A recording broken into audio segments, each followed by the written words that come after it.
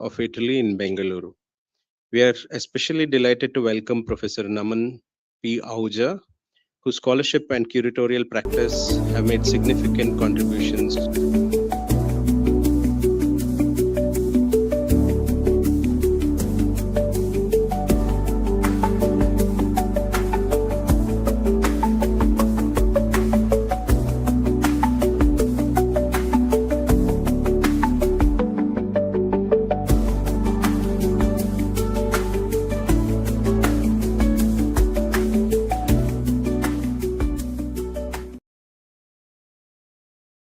from the Saptamatrikas and Yoginis of South Asia to the Madonna of the Mediterranean, from Devi and Hariti to Mater Matuta, the mother and child motif appears again and again in visual traditions of world.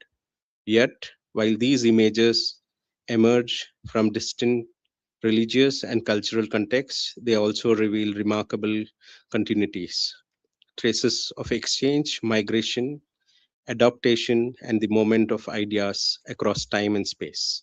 In today's lecture, Professor Ahuja will explore some of these iconological contexts and reflect upon the curatorial concerns that inform one mother, many mother tongues. His discussion invites us to look beyond familiar categories and consider how images can travel, transform, and acquire new meanings while retaining a powerful emotional and symbolic resonance. Professor Naman is a curator, professor of art history at Jawaharlal Nehru University, New Delhi, and the general editor of Marg. His research on small, everyday objects from ancient India has opened new perspectives on the foundations of South Asian visual aesthetics, particularly through the lenses of religion, transculturalism, and gender. His curatorial work and exhibitions have been presented at leading institutions in India and internationally, including the National Museum in New Delhi, the CSMVS in Mumbai, Bozar in Brussels, Casa Asia in Barcelona, the Ashmolean Museum in Oxford, and the British Museum in London, among many others. Professor Ahuja is also author and editor of several significant publications, including The Making of the Modern Indian Artist Craftsman, The Body in Indian Art and Thought, India and the World, The Art and Archaeology of Ancient India, and the Gandhara, A Confluence of Cultures. His writings have been translated into Hindi, Marathi, French, Dutch, and Spanish, reflecting the wide reach of his scholarship. We are very grateful to Professor Ahuja for being with us today and for sharing his insights on the fascinating subject. On this note, I request everyone to join me to welcome Professor Naman on stage and take it from here.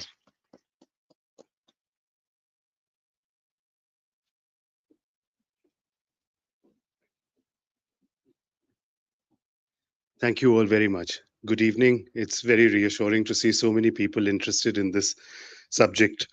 Many years ago, I wrote a paper called One Mother, Many Mother Tongues. That time, my study was limited to a case study of Gandhara. The study had two agendas. Firstly, to be able to look at what happens in an environment after colonization to people's identities and cultural specificity. Do they all become bound by the culture of the colonizer? Or do they actually have their own individuality, even though they are using the language of the colonizer to express themselves?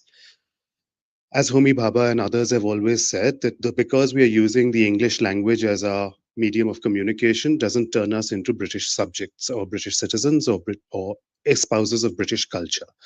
So we can be French-speaking Algerians and Moroccans. That doesn't make them French, per se.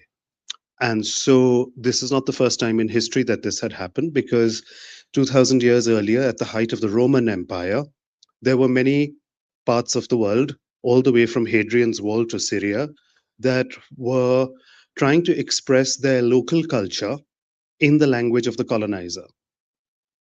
And there was suddenly, you found Celtic deities and deities of Gaul or Germania or even the Near East, or even of course the great civilizations of Greece and Egypt, started using Latin and Latinate culture to express themselves. And it made a difference to what was already going on, but it was not identical to what had. They were not emulating and totally copying Roman culture, but suddenly there was a two-way process happening. And so Hadrian famously had Antinous made as an Egyptian pharaoh, right?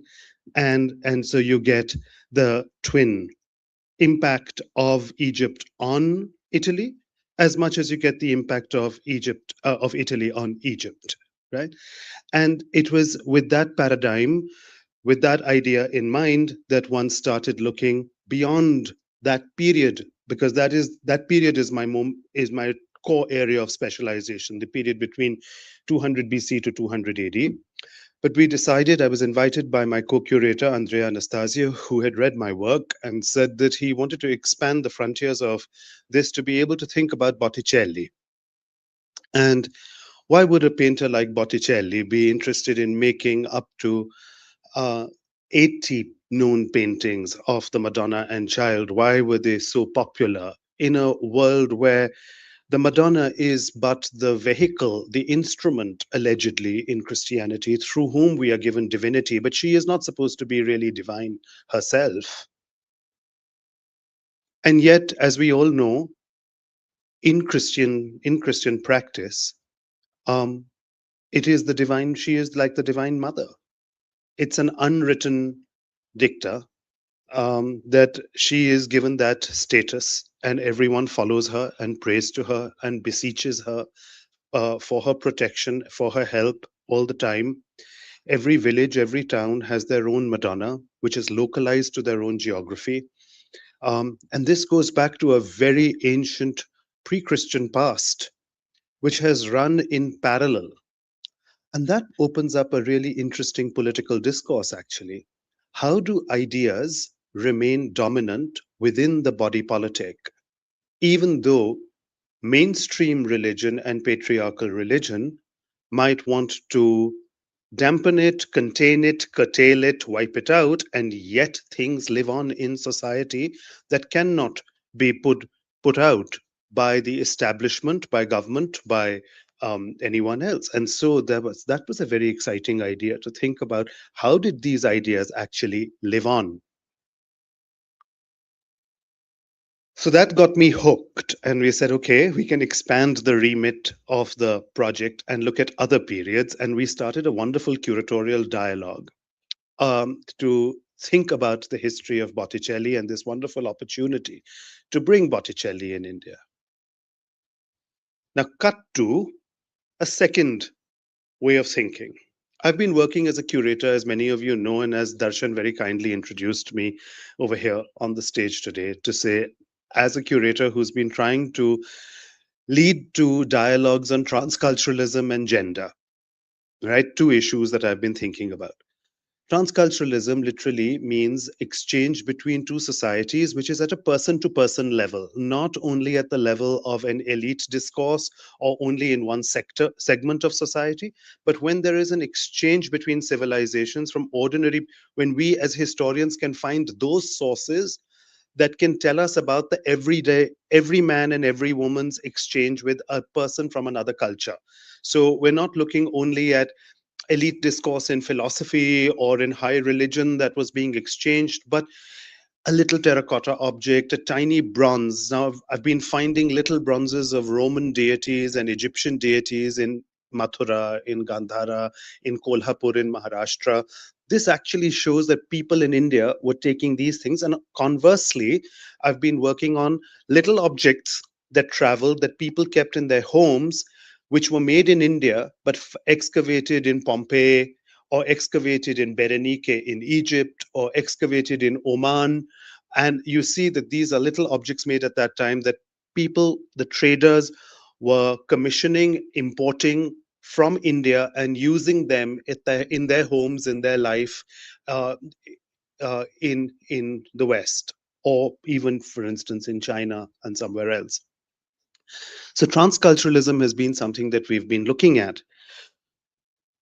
It impacts another civilization, but does it hold the same meaning in the other culture? Like just because somebody in Italy is importing a little yakshi from India, do they know in Italy when that person was using that object in his garden in Pompeii, where we found that ivory statue, the famous ivory statue that was found in made in Satvahan period in India? Did the person who was using it in his garden really know what he had imported? And did he believe in yaksha and yakshi worship? Or for him, had it become just an exotic thing that he had got from India that he had in his garden? And at the same time, you think that does the Indian who had imported and was using a statue of Poseidon in Kolhapur, did he really worship the Greek god of the sea? Did he pray to Poseidon when he was crossing the ocean? Or did he just know that his Greek counterparts or his Roman counterparts were using this, so he also kept it as a souvenir? Um, did he really believe in it? Perhaps not, but sometimes one gets a clue about how something from another culture influences the fashion, the ideas, the way of thought in a different civilization. And it gets incorporated into the culture of that civilization.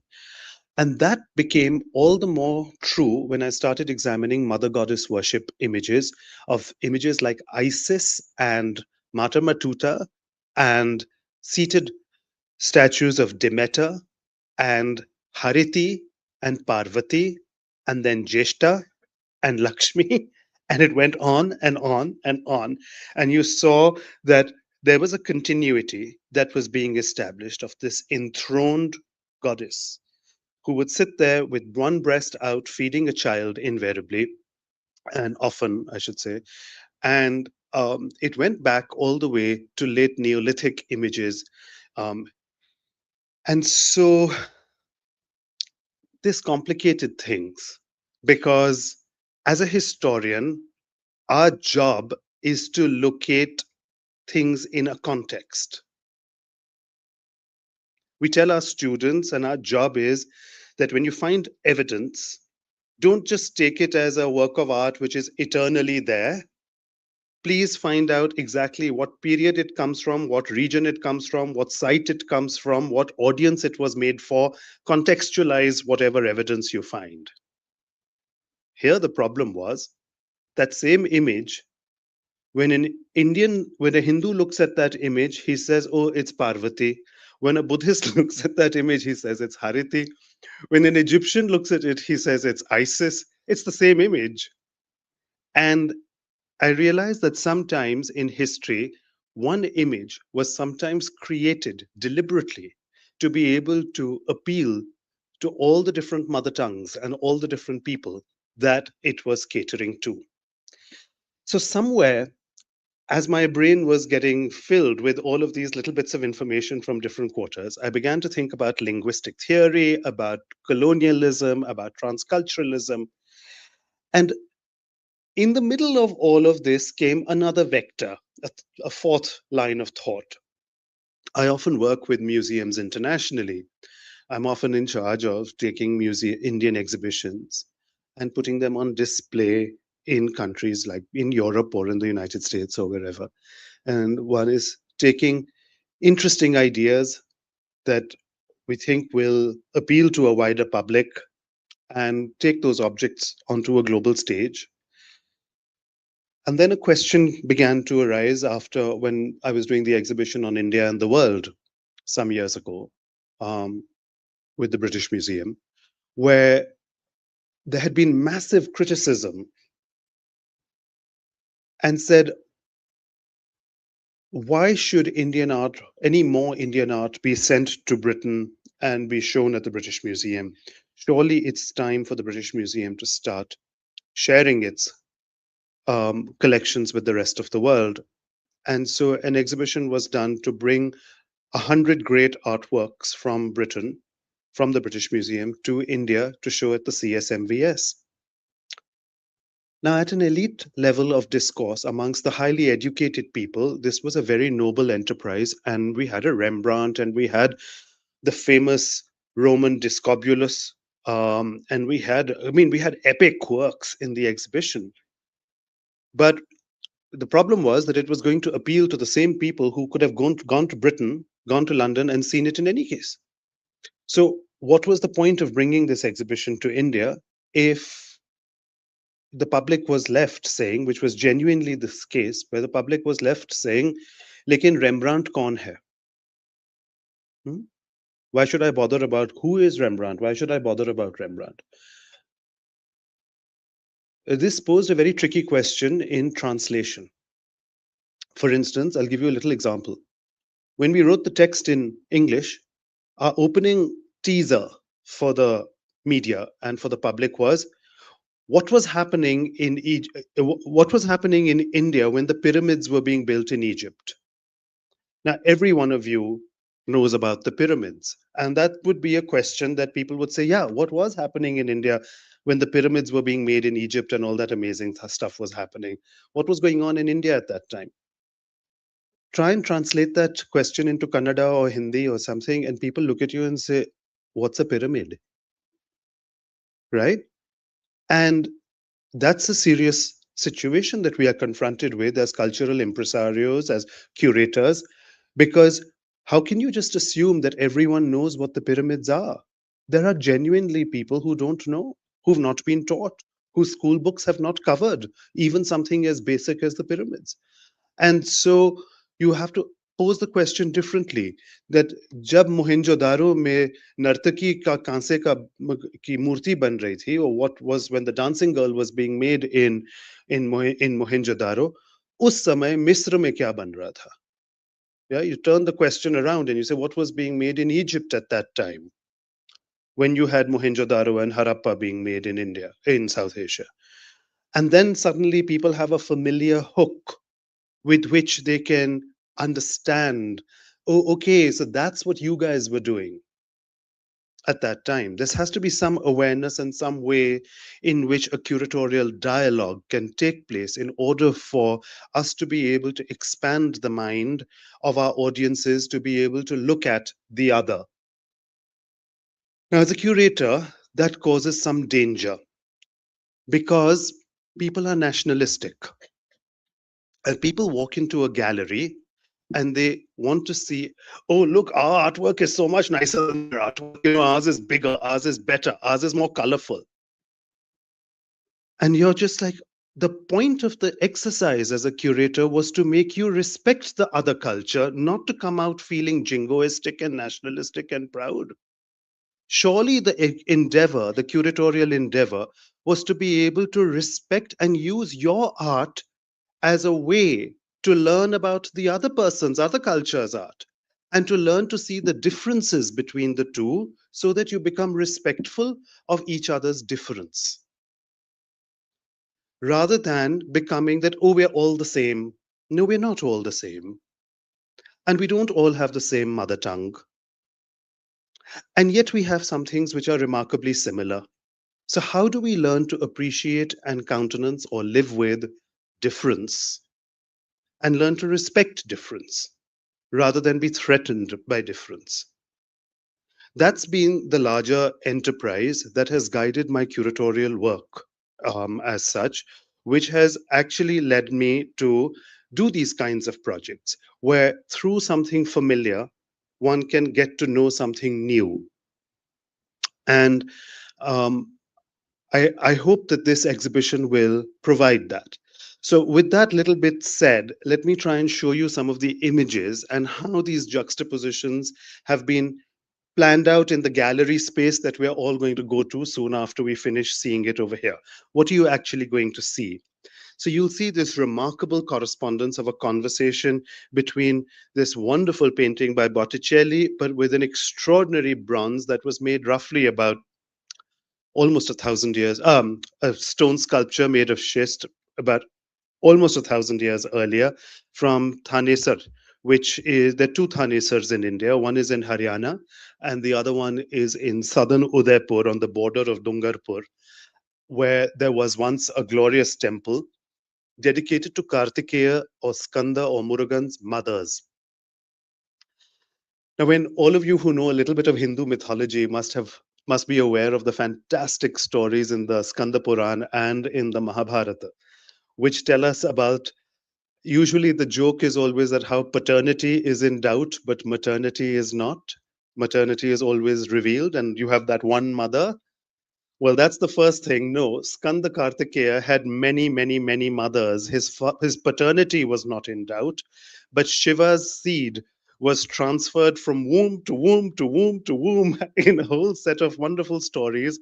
And when this golden child was born, all these mothers fought and claimed this one baby, and each one wanted to be called his mother, till the baby turned around and said, well, I accept you all as my mothers, and you will all be regarded as Skandamatas. And a wonderful temple was made to these Skandamatas in Thaneswar Mahadev, where each mother is playing with the baby Skanda.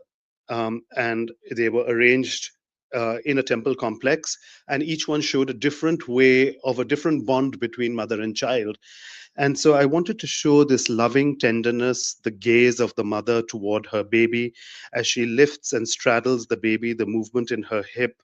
And contrast, the baby is still a loving baby who is playing with his rattle. And we're looking at it alongside a Botticelli, where you see the sacrificial mother, the compassionate mother, who is also lovingly looking at the baby, but the baby has to look away from her at a distant future, where it is predicted that he is going to be sacrificed for the good of humanity, and she must let go of that child. So while one mother is still reveling in playing with her child, the other mother is having to let open her hands and let go of that child. And so you see this joy and sorrow alongside each other in the expression of the two mothers. Um, Botticelli actually, these are little captions that are taken from the wall texts that you will see when you go to the gallery. Um, Botticelli was somebody who inherited an extraordinary legacy of many diverse traditions of Mother Goddess worship that were still active in Italy. In fact, some of them are still active even now. Rituals which have no basis in Christianity, the Matralia, for instance, I mean, where sisters get together and celebrate a certain ritual. Why would that ritual even exist? Even after 1500 years of Christianity, where there is no basis for such a ritual. So you do have extraordinary rituals, even in many parts of Europe, which actually go back to an ancient past where rituals are participated in and there is a localized tradition to a goddess. Cut to the Skandamatas, sorry, to the Devi Mahatmya, which talks about the Vindhyavasinis, right?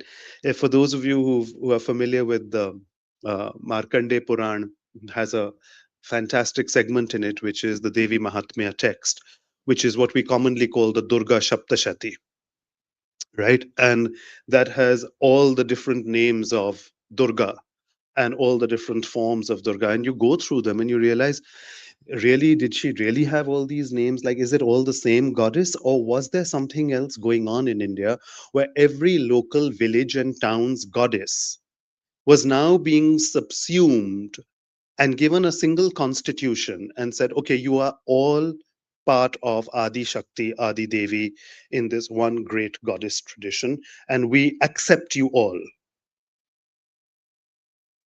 Something similar like that had happened in Buddhism too, where even though classical Buddhism technically does not believe in deities, early Theravada did not believe in deities and divine forces, yet there were too many local goddesses that people would not stop worshipping. And so they were admitted as yakshis, as hariti. They were all admitted into Buddhism. And the myth of hariti is quite remarkable. It's just like that. There was no way people would stop. So this absorption carried on in processes that we call Sanskritization, and another process that we call the Brahmanization of South Asia.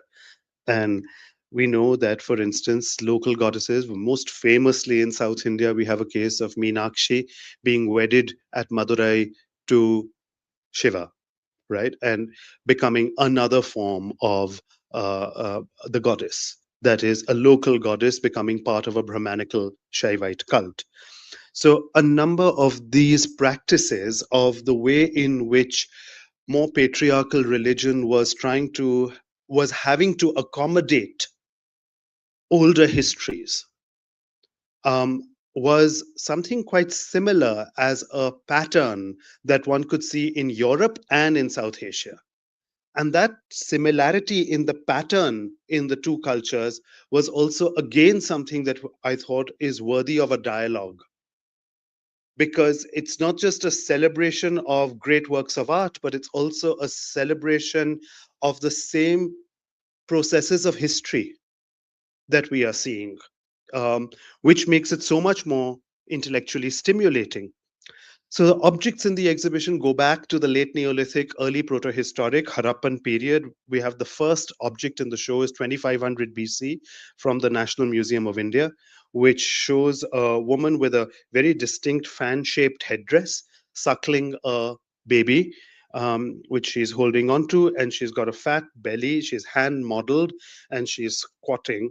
Now it's not clear whether she's seated or not. It is probably trying to indicate a seated mother.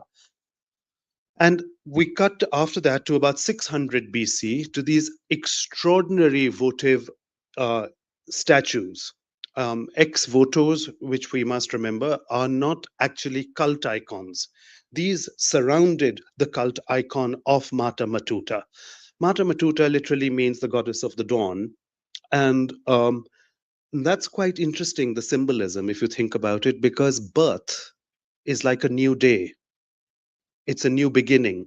And every morning, every dawn is a new beginning, right? And so you're born again. So the Mater Matuta is actually taking birth. The symbolism of birth and motherhood is that from the protection of the mother's lap, in which you have rested through the dark night, through the troublesome night, you are now welcoming Sky Father in the morning with the new day. And so Earth Mother, Sky Father alternates in your life as the way in which life proceeds in the rhythms of day and night.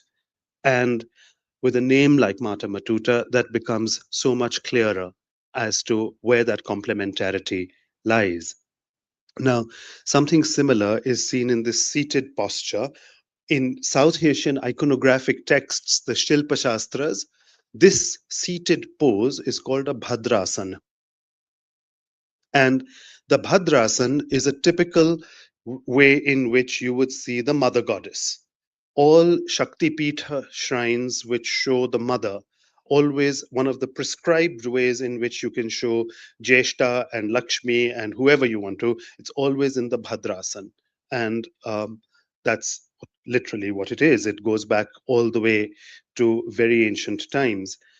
Um, One of my concerns was also not just to look at these public sanctuaries like that Mata Matuta, but also to look at what people in Italy and in India were using in their everyday lives. In the Mediterranean or South Asia, people made objects out of common clay in everyday lives in there. And oftentimes, these common clay objects were made out of molds to serve the requirements of a large urban population. So, mass production of some kind was already there in antiquity. And these are made between, again, 600 BC to 300 BC.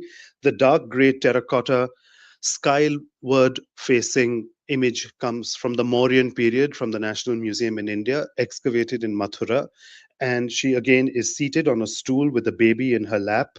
And she has lots of lotus pods that surround her head as she looks upward. And on the left, you have a cluster of molded terracottas that come from Etruscan sites in Italy. And so you see this idea of all with a baby either at the breast or in the lap.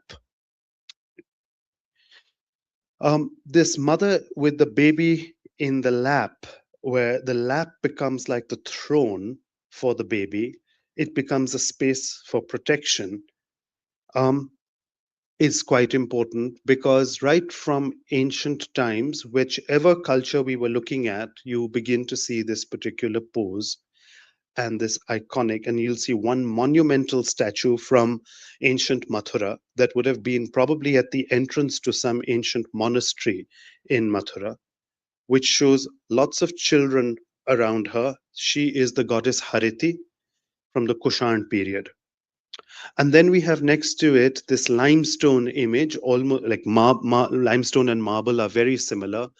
And use your phones when you're in the gallery to see it with different raking light conditions, because you'll see the most exquisite carving of jewelry. And when you look at things with a torch, nowadays, you can actually see all kinds of remarkable things. And there are two Haritis. One comes from South India, one comes from North India. Both come from Buddhist sites, and you can compare them. Very solid sculptures, pretty hard to break, as it were, because the construction of the shape of the sculpture is quite substantial. Um, this shape of the seat for the protector goes on through history for many centuries, and you can see it coming all the way to that huge statue of Jeshta. The Jeshta is from the late Pallava period, and the Jeshta is quite remarkable. Not only is she seated in Bhadrasan, um,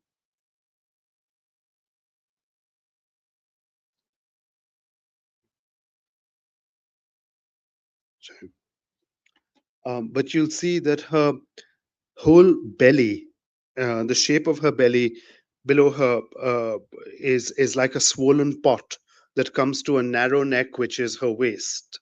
And something that the artist is trying to do is make it look more spherical. There's a gentle movement to the way in which the womb and stomach have swollen, and there's something quite deliberate in that, in the shape in which he is making it almost like a kumbha. And she is a kumbhini. That's another way in which she is called, she who is the pot. Um, Jeshta is very famous from the story of the churning of the ocean. She came out first before Lakshmi did, and so she is called the elder one, Jeshta in Sanskrit, but Chetamma in colloquial Tamil, right? And you see the evolution of that same kind of figure. Jeshta is flanked by two things: the broom on one side of her and a crow on a little pedestal on the other side, because the crow communicates with Saturn and the next life, with the spirits of the deceased. The crow communicates with those who have passed. And Jeshtamma, therefore, is this mediator. Mediators is a very interesting phrase because they are between lokas. Now, in the Hindu concept or Hindu Buddhist Jain concept, birth is not ever really anew. It's always rebirth, right? So if it is always rebirth, then who is the agent of that rebirth? Oftentimes, a hybrid creature, an interspecies creature who doesn't belong to one loka or another loka, but occupies multiple realms simultaneously. And how is this shown by artists? By showing a character who can have the head of a lion and the body of a man, Narasimha, right? Doesn't belong to, defies constrictions of space. So he's neither inside nor outside, or he's rather both inside and outside. He defies the constrictions of time because he is both in day and in night. Now, this capacity to be in both is the space for all hybrid creatures. The Kinnara, right, iconographically mediates. And these iconographic forms, which are all shown with animal heads, like the one on the right of Jeshta, is also a mediator between worlds. Just like this figure, who is the Nigamesha type, which is shown on the side close to me with a goat head. They are responsible for transferring the seed from one world into the womb of a woman who lives in this world. And therefore, they have the capacity to rob you of your fetus too. And so, if you read all the Ayurvedic texts on the reasons why miscarriages take place in the first trimester, etc., there's a whole litany of these names of these interspecies characters or of these malefic ogresses and these nakshatras who can be under the feminine nakshatras who can be under the influence of certain planets that can immediately cause miscarriage. And they are all personified and shown invariably as this requirement to mediate with the afterlife and the next life. And so that's why you see the crow with Jeshta, um, and that figure there. Now, these interspecies deities were so powerful and they had been such a part of civilization that as religion changed, the artists did not stop making these images, but they started making them for new cults.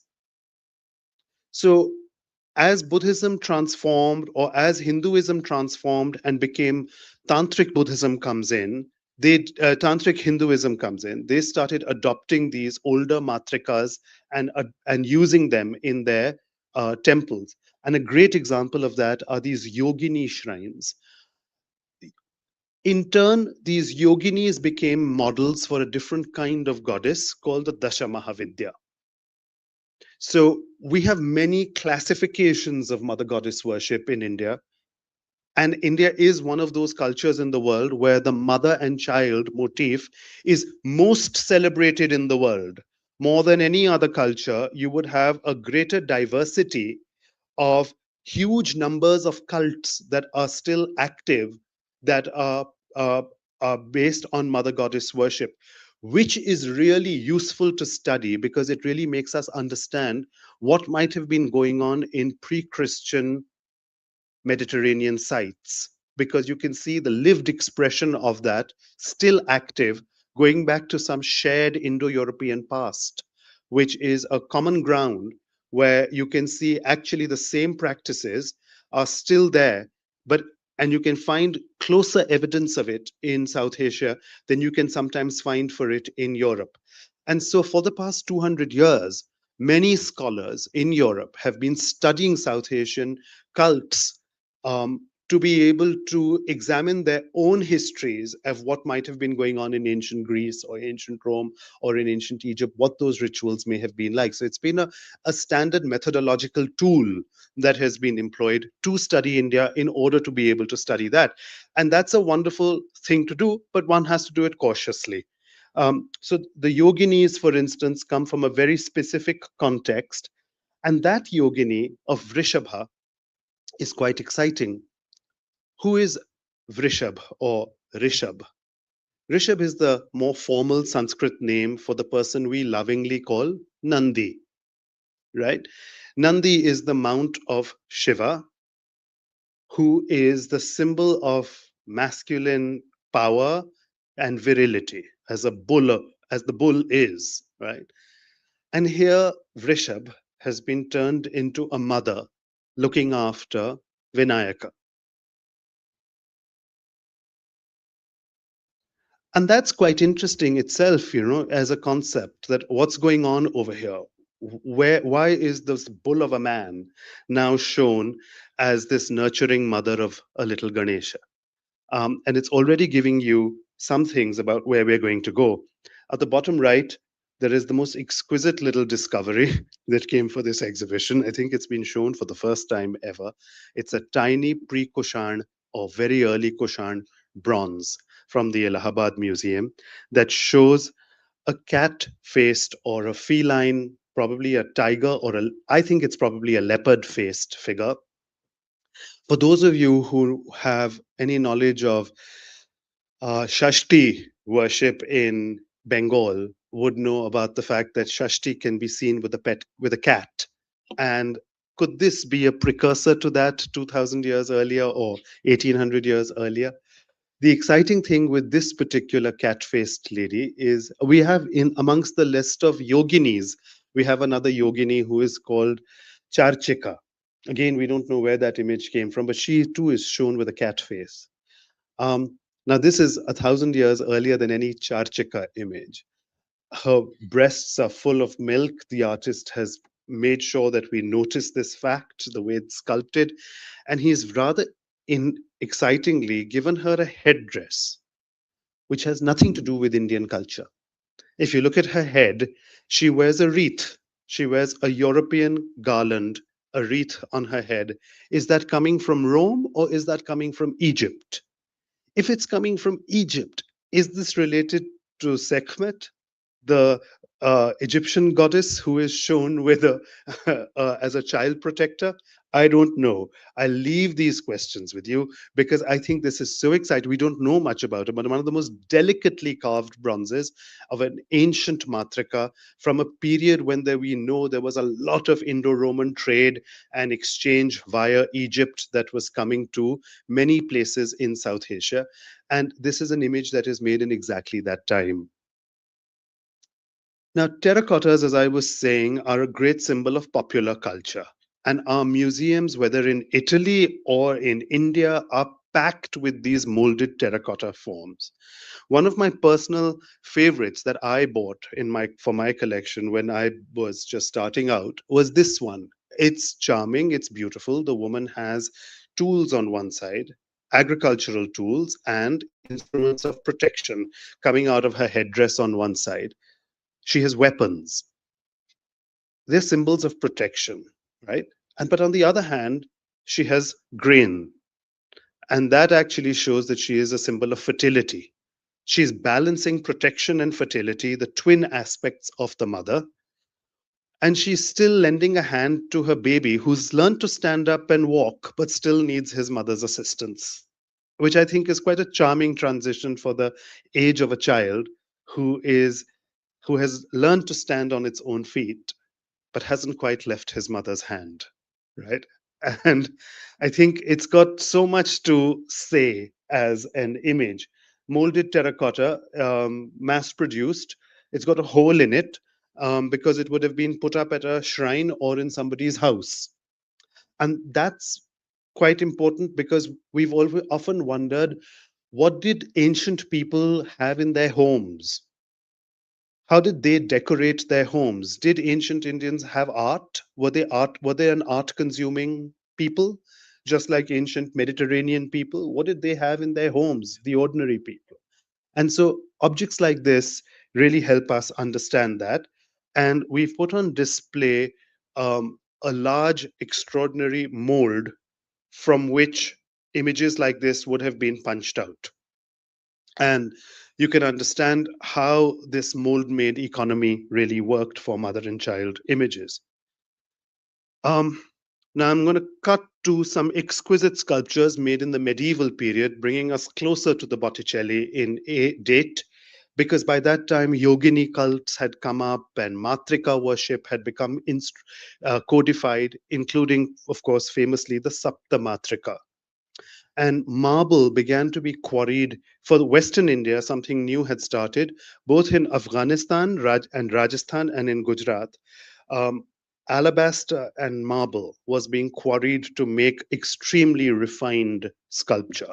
And this is one of those early great marble pieces from a full Saptamatrika set of 7 grand images that came from a temple. We've only picked one out of the 7, the first one, to show you out of pure white marble called Indrani. Indrani holds a Vajra in her hand, which is a symbol of Indra. She has Airavata, the elephant, beside her. Her feet are almost as if she is moving in an attitude of dance. She holds a baby in her hands who she is bouncing and playing with. He holds a little something in his hand that she's trying to tease out of his fingers. Um, is it something that he's not supposed to hold? Is it something that he's not supposed to have? What is it that he has picked up that she needs to take out of his fingers? Uh, the Saptamatrikas are usually a set of 7. I'm not going to go through all of them with you. In the exhibition, we've only shown the first and the last, Chamunda. I'll come to that in a second. But just some moments in that sculpture. Exhibitions allow us to do wonderful things with our phones these days. I urge you all to take the pictures you want, to be able to see these things in glorious details, see the extraordinary sculpting of that baby. I deliberately put it in black and white so you'll notice these things when you go to the gallery, how the artist has worked with the anatomy, how gently he's understood the folds of the flesh, the kerning of a plump baby as he arches his back. A baby's anatomy is not an adult's anatomy, right? And so, how has the artist configured and thought about the baby in his mother's, being bounced by his, played with by his mother? Um, Quite an exciting sculpture. Please look at it carefully. There's also a, a tremendous rhythm that the artist is working with. The movement of the elephant's trunk and the undulation of the elephant's head is in very stark contrast to the diagonal line that is posed by the woman's leg. So do look at these contrasts of line as the artist works with these in the gallery. And of course, as I was saying earlier, even earlier, 500 years before that sculpture, in about 250 kilometers or so, 200 kilometers north of that temple in Baroda, is this temple of the Skanda Matas. There is a lot to be learnt by the study of this image. It it opens up an entire paradigm and chapter of Indian art history. We don't know so much about the mixing of Gandhara and Gupta traditions and how realism from the Gandharan style comes to mix with the traditions of mainland Madhya Pradesh to create something unique, which is happening on this borderland between Gujarat, Rajasthan, and Madhya Pradesh, that area. There's some extraordinary sites between the 5th to the 9th centuries as a cluster of temples in this area where um, very complex ideas of Hindu mythology and iconography were being practiced by the priests in that area, and they were being converted into exceptional temples. And this is one of the great masterpieces that was lying forgotten in the museum in Udaipur. Now, I'll come back to the story of its provenance in a minute. But for a second, as I was saying to a few people who had come yesterday for the inauguration, please forgive me for repeating myself, but the word for mother, or in all Indian languages, comes from the Sanskrit matrika. Matrika is the same word which is the basis for the words in Latin and in Greek. Mater, mater, madre come from the same word. The word matrika has a second very important meaning, which is in linguistics. It means that which is articulated, i.e., in other words, um, everything is a consonant until you add a swara to it. Everything is an arrested idea, but it is not articulated. It cannot be articulated until you give it a swara, until you give it a matra, a matrika, until you say it's not just an arrested sitting in your throat, and until you say ka or ko or ki or ku or something until it comes out with the aid of a matrika. So matrika is something that brings any idea into existence. She gives birth, in other words. She makes it real. That is prakriti, right? If any of you have studied Advaita and looked into a little bit of this history philosophically. Now, the third way it brings things into existence is it comes from the word matrix. And the word matrix is related to a womb or a mold from which multiples are made, which gives birth. That takes us to another word, metric, which is through which things are measured and through which you understand the scope of things.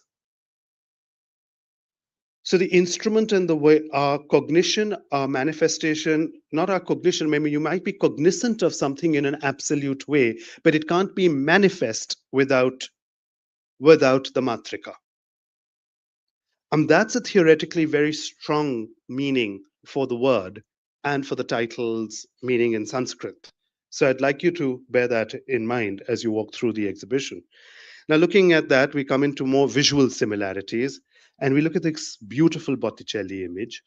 And I want you to actually pause to think about the iconographic meaning in this image. What is it actually trying to do? It's loaded with symbolism. Um, I've tried in many ways to be able to unpack this painting's layers of meaning, and I'm sure others will do this too over the next 1 month or 6 weeks that you have opportunity to study it. But I'd like to just point out a few rather remarkable things about it. The baby looks to his future, but there are these devilish gargoyles that lurk behind him, that form the cross on which both mother and child are now positioned, right? Architecturally, the ledge and the beam, the architecture is forming this sort of cross right in the, pushing them into the foreground. In the far distance, which is what the Renaissance is always famous for, a play with perspective. But what is the perspective doing here? The blue river and sky through sfumato, the technique of making things rubbed out and in shades of aqua, merging the horizon line and letting the buildings and the rivers and sea merge into some vanishing point, presumably behind the central column. But there's something else happening with the lines that are created by the mountainscapes that are coming down. And where would those converge if you brought those two mountain lines down? They will actually converge somewhere at the heart of of Mary. And they would come somewhere into the heart of her body, right down to her womb. It would be where that V would get created of the two mountainsides. Her hands are parted because she must release the child. The child looks into his precariously into his future, but he is unwilling to let go of his mother's breast. He still holds on. Now, as curatorial conceit and as curatorial fun, what would an exhibition be if it didn't make us think about things differently? We created a kind of a curatorial access. I insisted with Andrea this sort of, I said, I want this the last minute when the loans were being negotiated for the exhibition. I said, can we please squeeze in this Chamunda? I have a perfect Chamunda to put in from, uh, I know that in the South you refer to her as Chamundi in your local colloquial languages, but in Sanskrit, Akarant striling words would be akarant, which meaning they would have an a ending, and so it would be chamunda, right? Would be the ending for the word. And colloquially in Hindi as well, like in Kannada, you would say chamundi, but in Sanskrit it would be chamunda. Uh, so so we create a dialogue between these two mothers, put them on opposite ends. So in the gallery in Delhi, we did the same thing. We put them on opposite ends, and we had this great conversation going on between the mother who is in pain, who has no choice but to gracefully accept the sacrificial model that she is. And if that forms one particular kind of paradigm of womanhood as the mother who is the eternal sacrificer in society, right? She must sacrifice for the sake of her husband, a child, etc., etc. And then you think that there is another woman who is Chamundi, who's at the opposite end of the gallery, who is going to do anything she has to be able to kill off any enemies who come to attack her child. And she will suck their blood and she will eat their flesh and cut their heads off and wear them as a garland if she has to, as her trophies that she has, because she's hunted them dead. So we have this sort of axial arrangement between the conversation between these two forms of motherhood that happen. But it's also a conversation that I've explained in the curatorial deconstruction. So the gallery, this is just my rough sketch of what you're going to see when we go in. We've actually amplified the sketch, and Andrea and I decided that we should keep Gallery 2 as a kind of deconstruction, a curatorial deconstruction to involve you as viewers into our thought process as to what were we thinking, what were the political issues, the social issues, the cultural issues that went into our curatorial choice, our placement, and what are we trying to do by putting things where we have, and how are we addressing certain feminist concerns and questions in today's day and age? Are we actually looking at a more progressive dialogue, or are we just celebrating the mother and child as a motif, right? And it's got to be more than just celebrating the mother and child as a motif, because the mother and child as a motif is laden with patriarchy. And how does that motif actually become valid for us today? How are we going to receive that image? And what are we going to do with that image in our history today? So, even with Chamunda, much as we grin and we laugh along with her, we also have to see that she exemplifies a rather interesting paradigm in society. Um, in the gallery, you'll see I've given a quote from a play, just a small section from a play written by a playwright in the 8th century in North India, in the court of, he was the imperial playwright for Harsha in the 8th century. He's called Bhavabhuti, and he wrote the famous play called the Madhav Malati, right? And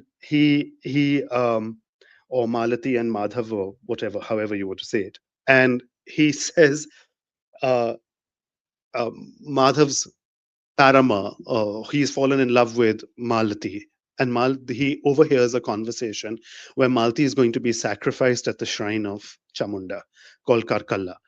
And he has to do something to stop this. And they have this scene where they recount how terrifying Chamunda's temple is and how terrifying Chamunda is, and what they're going to do to his girlfriend, and how they're going to decapitate her and offer her blood to Chamunda. And poor Malti is just going to become a little adornment in Chamunda's necklace, right, at the end of the story. So the fact that this was a play, which was a romance that would be performed all over India for audiences, it's a piece of theater, makes us also realize that these kind of ideas were not just for temples and for worship, but they had informed society at large. People would use Chamunda as a trope. Oh, she's become a bit of a Chamunda. She's turned into Chamundi. She's like, who is Chamundi? Why is she this blood curdling ogress? Where does she get her inheritance from?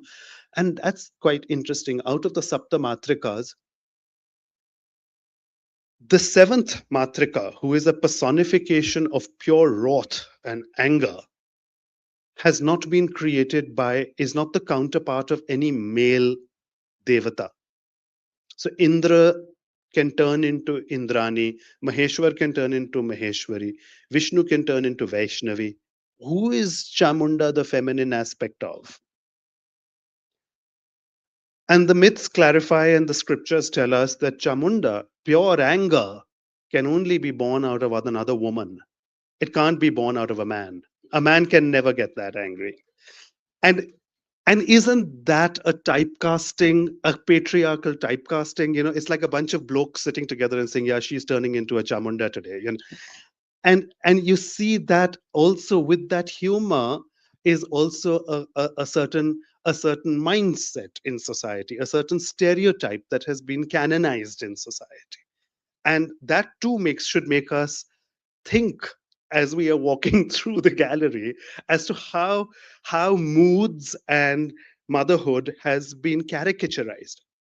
The last caricature that I should point out to you is that the earliest Indian art to really enter public collections in Europe were Pal and Sen period statues from Bengal.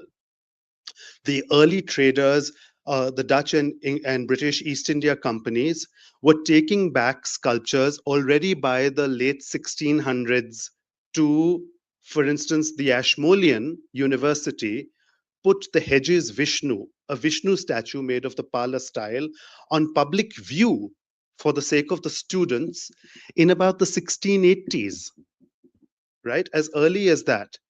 So one needs to think what was Europe thinking about these statues when they were being collected in Europe at that time? And I don't know how many of you have read Partho Mittar's wonderful book called Much Maligned Monsters ever. He gives a wonderful history of how these had become highly collectible in Europe because they were symbols of the heathen devil worshippers of Hindustan, of India, the heathen devil worshippers of the Indies that needed to be colonized, that needed to be Christianized, that needed to be controlled because of the kind of devils they worshipped. And images like this were highly sought after because they were exotic images that showed how crazy the Indians were. And so putting it at the other end in this dialogue with the normative Christian image of the Botticelli and the Chamunda is also strategically today recuperating a history that we were unable to recuperate because of the colonial imperial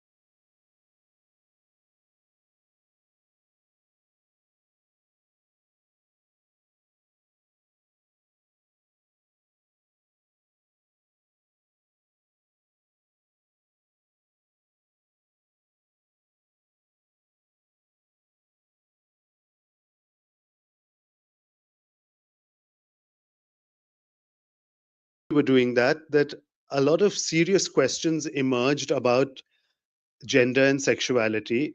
Obviously, the exhibition was on the body in Indian art and thought. It would have a lot of issues on gender and sexuality in it. But I was told by suddenly something happened, and the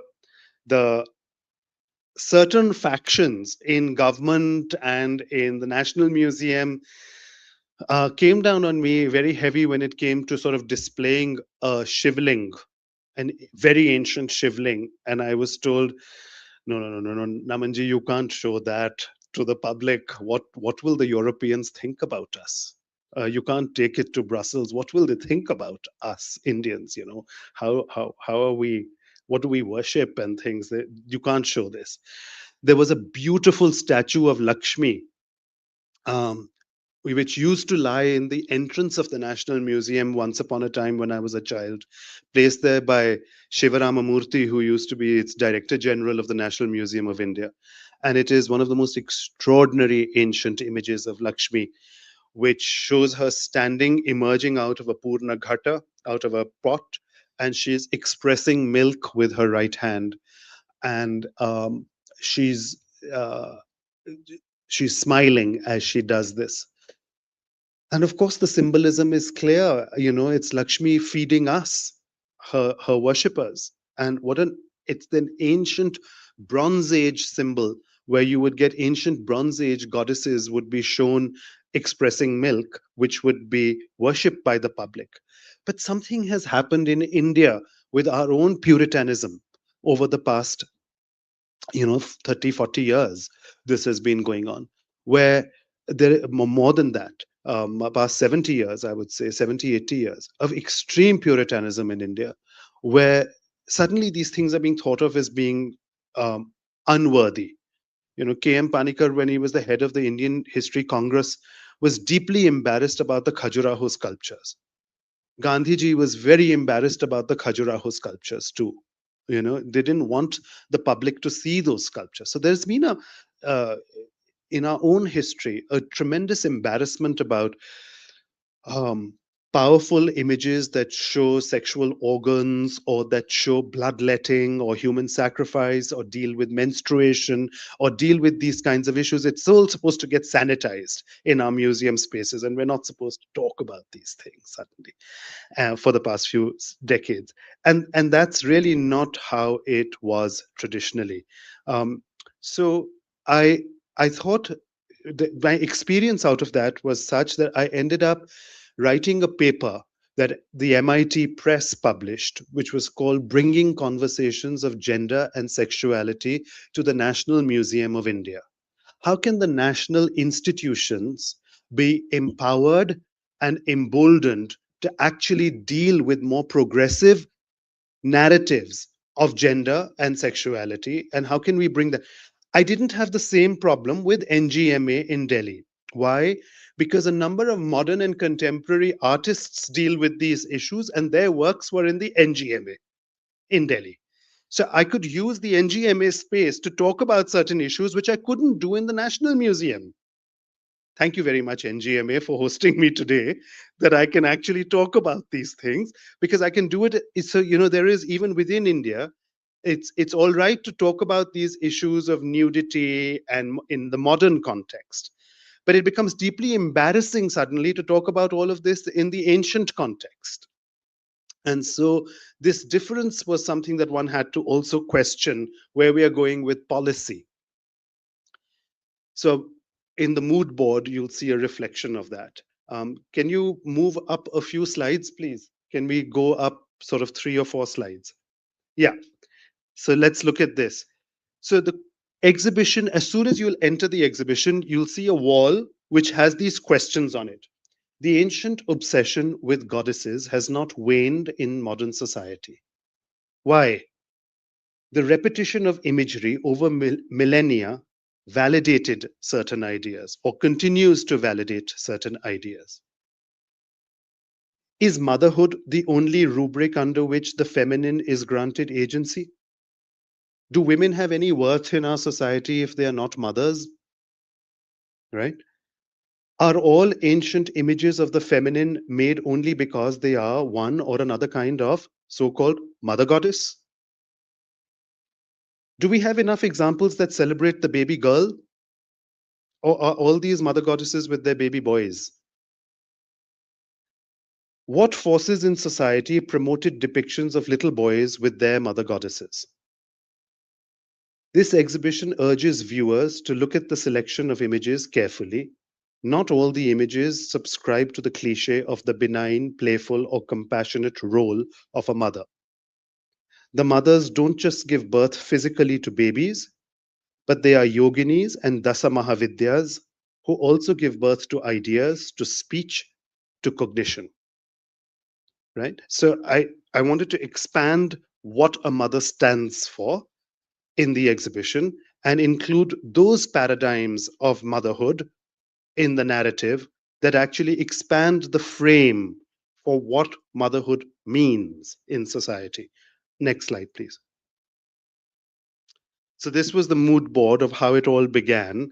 And that was a paper on bringing conversations of gender and sexuality. And then this paper of mine called One Mother, Many Mother Tongues. On the, when you enter the gallery alongside the questions, so there is a little ivory statuette, which comes from Chandraketugarh in Bengal, and shows a woman carrying a basket on her head with a baby girl. And because it has one of the few examples of a baby girl, we've started the exhibition with it. But she's not a goddess, so she doesn't belong inside the temple. Because the rest of our gallery, next slide, please. The gallery's design principle is an apsidal temple plan as used in ancient Oriya, Khakara, or ancient Gajaprishta temples, which is the same type of temple that we have in ancient basilicas in pre-Christian Europe.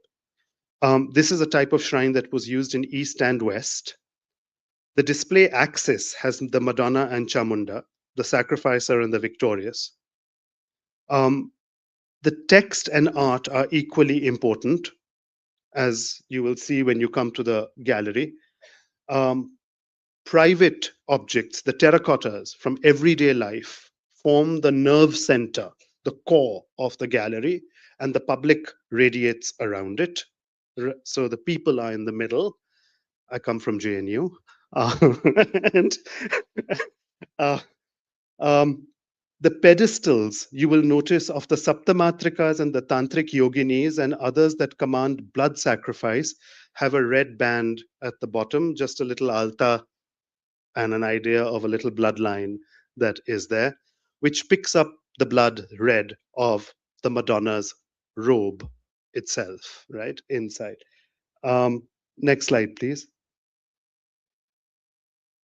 Yeah, that's the full mood board, which you will see our deconstruction of the whole temple plan. But yes, next slide, please. Next slide. Yeah, the ivory statuette of a mother with a girl child is not a religious icon.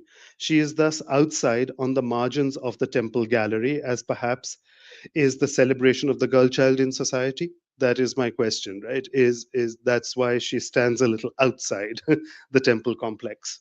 Okay, next slide, please.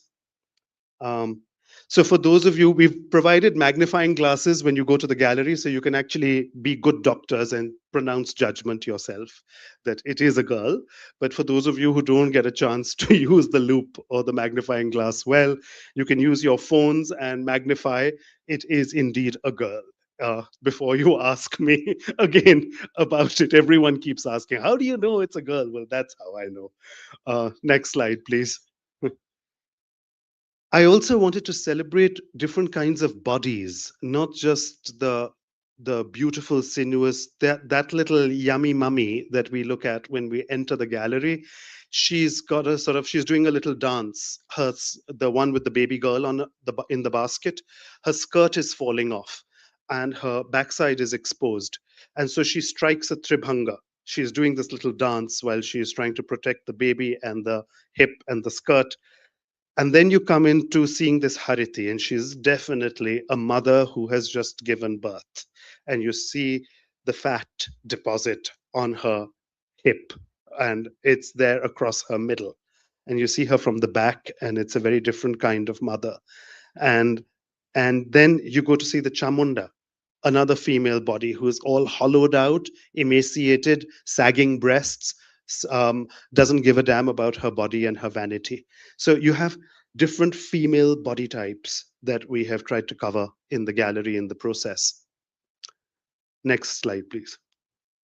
While talking about the body, please do note that the child Christ actually holds on to his mother's nipple. He's still holding on to the mother while he is looking away and in the distant future. It is such an emotional moment, such a clever composition. The baby hasn't yet given up the breast, and yet there is this premonition of the future sacrifice that lies in front of the mother and child. And so there is this extraordinary tension in the painting, which makes it so poignant and touching, that gesture where the painter lets us know that he is just still such a little baby. And I think that wisdom in his face and in his eyes is contrasted with the fact that he is a feeding child. Okay, next slide, please. So, next slide. I won't bore you with all this. I've been working on the mathematics of the painting. Next slide. We can't. So, looking at the whole question of the nature of how emphatic the ancients were, right the way to this ancient Hariti statue from Gandhara, where the breasts were such an integral part of the image of the feeding mother that even Botticelli had to contain it. Now, I'll tell you something very interesting. Next slide. About the Botticelli image was that about 150 years ago, it was all more than that. It was covered up and it was painted over because certain things were regarded as being inappropriate and objectionable in Italian society at that time. Just like you have this anxiety in India about what is unacceptable, the same thing was going on with puritanical attitudes in Italy. And they had covered up this area of the breast. It's only with restoration and conservation that the layers of paint have been removed to show us what the original Botticelli painting really was all about. So, what I wanted to say as a curatorial dialogue is that an exhibition like this permits very sophisticated conversations to see where society is going. And it takes a little pressure off the heat of us to know that we're not the only society who've had these hang-ups. Others have lived through the same situation, and there's something to be learnt from that experience of somebody else. Next slide, please. Um, which brings me towards my conclusion. On the mood board, we have another thing, which is what we study a lot in museum discourse these days, which is provenance histories. And I've, in a book called Museum Futures, which was published in German and English, I'd written a paper which was published out of Austria, I think. I can't remember. I'd written a paper called Museums, a chapter called Museums Set Sail, Another Ocean of the Sea of Stories. The ocean of the Sea of Stories, as you know, is the Katha Sarit Sagar, right? The ancient ocean of the Sea of Stories of India that has impressed the whole world, which we have lent to Aesop's fables and Grimm's fairy tales and Panchatantra and Jataka, etc., right? The ocean of the Sea of Stories that went from India. Museum narratives of what I am speaking about or what Andrea will talk about are also a part of the ocean of the Sea of Stories of the museum. Who is going to preserve this ocean of the Sea of Stories? Museums protect objects. Do they protect our narratives? And amongst the most important narratives that we have to talk about in today's day and age is the history of provenance and what is going on with provenance histories in today's climate. And one of the most extraordinary things that we have encountered at the bottom in an article in the American Scholar Journal by Elizabeth Kadetsky, did a wonderful, wonderful expose and of the temple in Thanesar Mahadev, from where that extraordinary image came, from where there are three or four others lying in major museums in the world. They were all exported from India before the Antiquities Act was promulgated. So in the early 1960s, a full decade before the 1972 Act was implemented in India, these objects had already left the shores of India. So they were quite legitimately in many museums in the world, as far as that act is concerned. Similarly, things taken during a war is, as per International War Tribunal, a fair conquest. Colonialism is not something that can be ended. It isn't, it can't, you can't reverse it. but you can learn from the experience of it. You must remember the narrative so that you don't repeat it, but you can't undo it.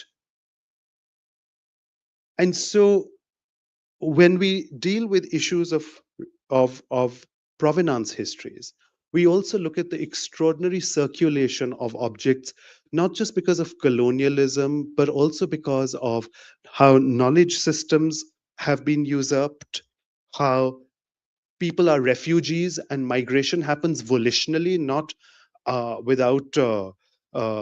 because you're being forced to migrate. People actually go for work to live in a new part of the world. Now, are they going to? They take the puja room images with them to United States or to wherever, and in amongst their puja bronzes, there might be something which is Vijayanagara, there might be something which is Chola, etc. What are you going to do? You're going to penalize them for smuggling artifacts and taking it into their puja rooms over there? And then the other question is that their children may not want to have these puja rooms. They may not want to do all these pujas. And so what are they going to do? They're going to deposit it with some local museum. And then that local museum will have a history of the Indian immigrant population that came to settle down in Washington, D.C., and it becomes part of the National Museum of that country, just like those people became part of that country. They became parliamentarians, they became members of the House of Lords, they became vice presidents and prime ministers of those countries, right? So, so I think how far back, what are we really thinking about when it comes to issues of repatriation? Where is this coming from? And have we actually thought about taking care of the objects in our own backyards, like the wonderful statues from Udaipur, which are like the one that we have shown because of this wonderful opportunity of this exhibition that has been created because of an extraordinary dialogue between two countries to mobilize the resources in India. But I hope it will also be a learning curve for people in Italy to see what they can learn from such an experience. And I hope they will have the opportunity to be able to read something about this exhibition and to understand that there is much to be learned in an intercultural dialogue. Isn't a one-way street, but it's a two-way process. And they have much to learn from Indian worship of goddesses. They have much to learn from the way in which the exhibition's curatorial thinking has gone on, from the way in which provenance histories are being dealt with. I think there is a lot of dialogue that can be fostered at a meta level. So please do consider those issues as you go along. And I think, is that my last slide? No, these are the Pareva statues with a Thane Sarma. These are the other ones in Cleveland and the Metropolitan Museum. Yes, Botticelli is presented as the inheritor of a rich history, one that was shared between East and West. It has been presented as one polychrome colored jewel of a picture in a garden of monochrome sculpture. The text in this exhibition is presented in the many mother tongues. Its narrative is presented anti-clockwise, what we call Vamachari, which is what happens in goddess worship, in tantric goddess worship, which is left-handed worship. Yet the arrangement of the iconic sculptures and the Madonna and Child come in the art-centric space in an apsidal shrine like a basilica or a Gajaprishta temple. These inscriptions that you will see when you go to the shrine, they form a pradakshana path, which you have in every temple, on the temple's prakara wall or the boundary wall on the veranda of a temple. They allow us to contrast what we in art circles call a white cube gallery display with a didactic narrative. Yeah, so that's the other messaging in the way the exhibition is planned. Next. That's it. It's the end of my talk. I want to thank you all very much. I particularly want to thank a project like this cannot happen without tons of research. And Avni Sood has really worked with me over many years. Mona Lisa Behra was a PhD student of mine who did a work on Yogini cult and Chamunda worship under my supervision, and she's helped me with this. Gayatri Chitale has been working with me, and my colleague Ira Bhaskar professor of cinema studies, opened my eyes to be able to look at the work of both, particularly of a lot of cinema that deals with this issue. And I've highlighted some of her work and writings in the gallery when you go there. Finally, I really want to thank the NGMA team, particularly in Bangalore. Priyanka's entire team over here, Darshan, Patro, Amrita, Shailendra, you guys have been just fantastic for me to work with. It's a real pleasure. Thank you very much. I truly am very grateful to you for the work that you have put in, and your entire team over here, everyone who's been working on the lighting, on the texts. We all have huge bureaucracies that we deal with in India, in Italy. It's about how you navigate your bureaucracy that makes you a great officer. And you guys have done it. So thank you very much. I appreciate it. We've all lumbered with our systems of government in all our countries, and you guys have managed to help me, and I've seen what you guys have managed. So thank you very much. I want very much to be able to thank the entire team in the Italian Cultural Center in Delhi that has backed and supported Andrea Anastasio. I'm so sorry he's not here with me today to be able to share this moment. He really ought to be here. Andrea and I have had very fruitful conversations, and he could never have done it without the support of his entire office that have helped him. So on his behalf, but on my own behalf, I thank all of them at the Italian Culture Center in Delhi. They really had to work very hard, especially when the Delhi exhibition when it was all being conceived in the initial stages. And I want to thank Gian Domenico Milano over here and his entire team, Anjali, who has been in touch with me quite regularly and been getting shockwaves a little bit after another on how to deal with this entire project. Thank you very much for hosting us over here and for collaborating and making such an exchange possible. Thank you.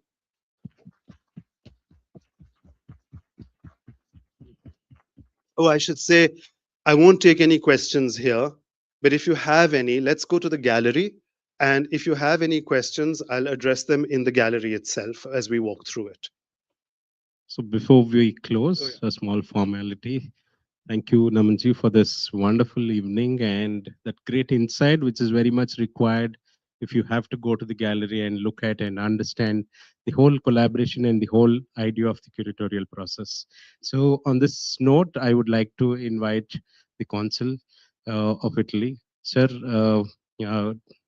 Sir Milano, sir, to kindly come up on stage. I request my colleague, Mr. Patro, to come. A small token of honor of appreciation from our souvenir shop. I don't have a copy. It's lovely.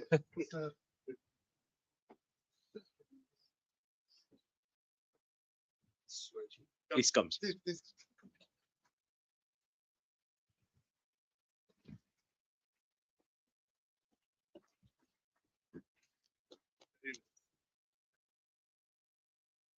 Great. So let's proceed to the gallery. I mean, if anybody wants to. So can I have numbers? How many of you are walking into the gallery? Yes, please. We can. Yeah. That you gave me yesterday. Yeah, I have it. I've just told them to give it to you today. Okay, because yesterday. Yes, sure, sure. I will ask them. Okay, so please let's count them into the footfall. Yes, definitely. Yeah. Okay. So you can see these papers before I forget. Yes. Can I give this Anjali here?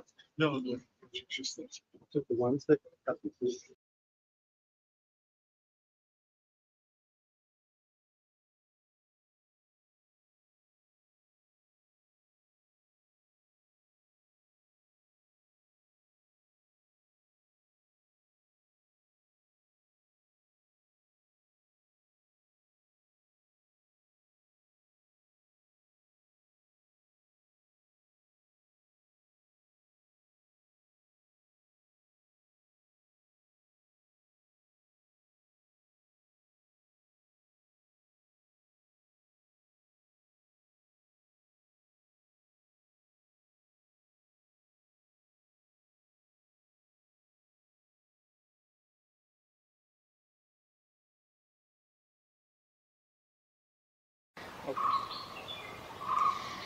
Hi.